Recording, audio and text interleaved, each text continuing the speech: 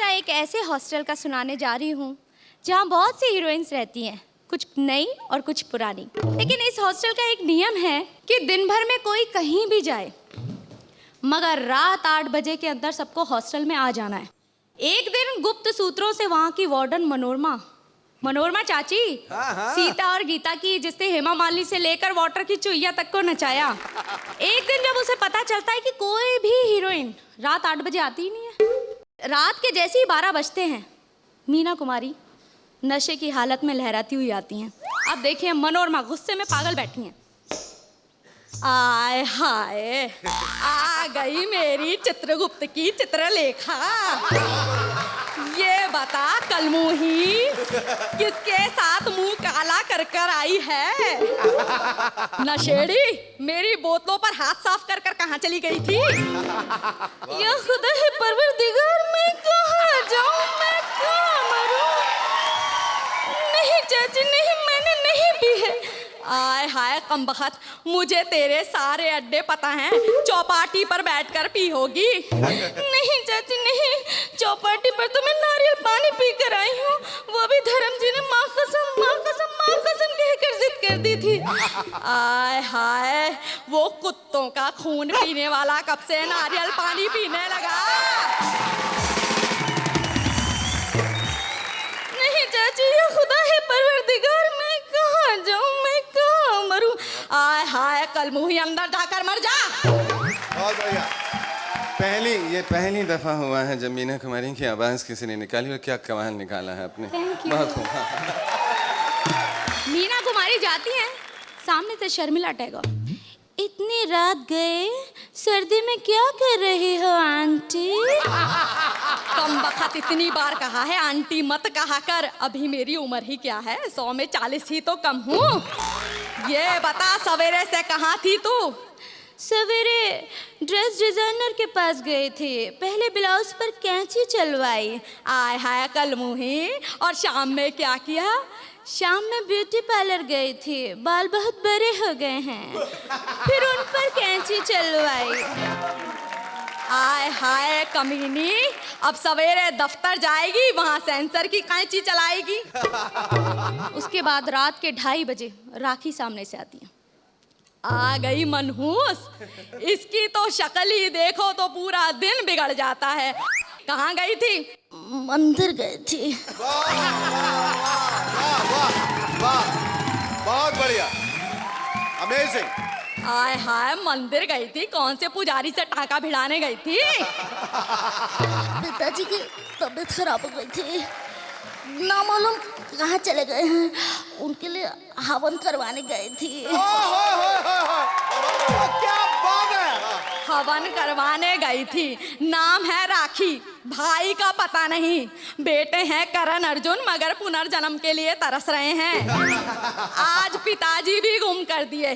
चल निकल यहाँ से, कभी काली साड़ी कभी सफेद साड़ी, तेरा चरित्र मुझे पवित्र नहीं लगता है। मेरा दमन पाक साफ है। अरे चल निकल अभी अंदर।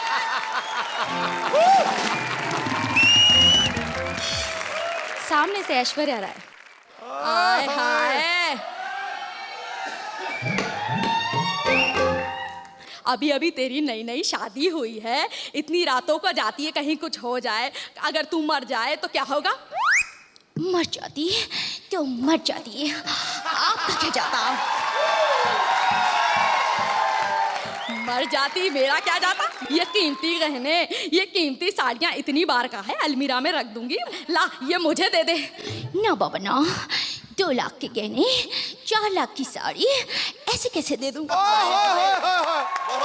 क्या बात है, अफरीन! आय हाय कमबख्त, तो अपना डाइटिंग चार्ट ही दे दे। तेरी जैसी फिगर पाने की फिक्र में मरी जा रही हूँ। कहाँ गई? देखा वो भी गायब हो जाता।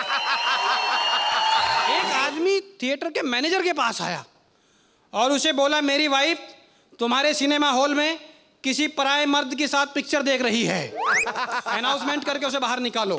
मैनेजर ने अनाउंसमेंट कर दिया। शेखर जी 5 मिनट के अंदर आधा हॉल खाली। मैं तो पिछले दिनों चंबल गया, सोचा कुछ डाकुओं से मिलूंगा, एक भी नहीं दिखाई दिया। एक आदमी मिल गया, मैंने कहा भाई साहब आजकल यहाँ डाकू नहीं रहते, उसने कहा नहीं, अब उन सब डाकुओं का हो गया है प्रमोशन, क्योंकि चंबल में भी हो गया है इलेक्शन। सिद्धू जी ऐसे ही एक भूतपूर्व डाकू आजकल मंत्री हैं। पहले पुलिस से भागते फिरते थे, आजकल उनकी सुरक्षा के लिए सरकारी संतरी हैं।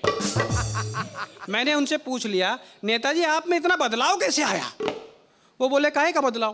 पहले डाकू था, कपड़ों का रंग काला था, अब एकदम झक सफेद उजला है। दोस्त काम वाम नहीं छोड़ा, काम करने का तरीका बदला है।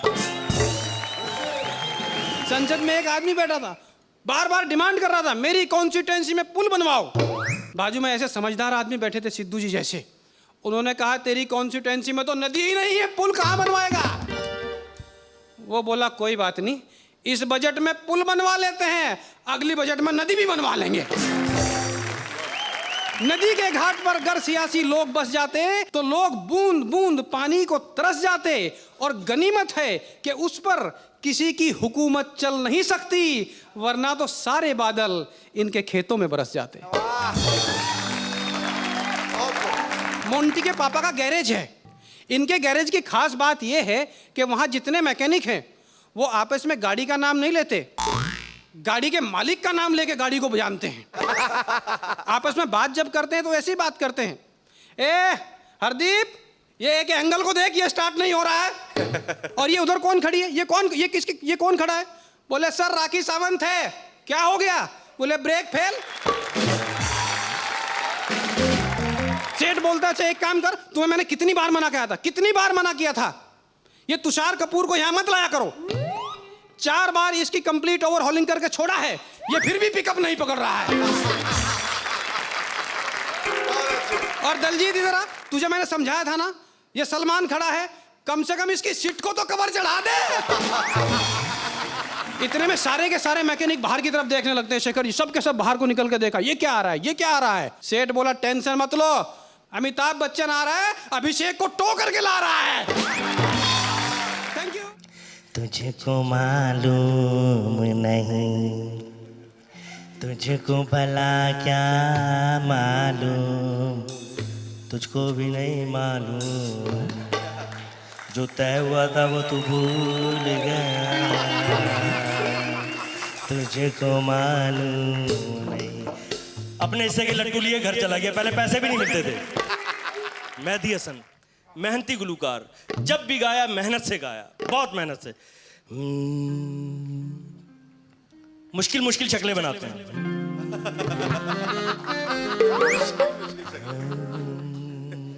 ये मुंह टेढ़ा मेढ़ा करके गाते हैं ना, जिन्होंने नया टीवी लिया होता है वापस कर जाते हैं, यार कल टीवी लिया आज ट्रैकिंग आ रही है, हमें नहीं चाहिए ये टीवी। गुलों में ये आग चलती रहती है, गुलों में। ये पब्लिक में अपनी पसंद का गुल छांट रहे होते हैं। कोई अच्छा मिल गया तो मैं टिक गए गुलों में। पान भी बहुत खाते हैं ना मेहदी हसन साहब, गुलों में। बाज दफा इतना पान खा लेते हैं स्पीकरों में से गजल के बजाय कत्था निकल रहा होता है।